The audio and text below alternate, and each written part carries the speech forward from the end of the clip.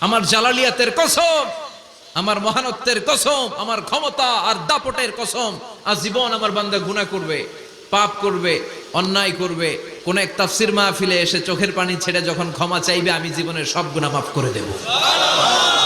আমি আমার বান্দার জীবনের সব গুনাহ মাফ করে দিয়ে জান্নাতে ঢুকায় দেব। তখন তুই কি করবি? লাগফিরান্না লাহুম মা দামু ইস্তাগফিরুনি। যতক্ষণ আমার বান্দা আমার কাছে ক্ষমা চাইবে, আমি আমার বান্দার জীবনের সব গুনাহ মাফ করে দেব। সুবহানাল্লাহ পড়ে।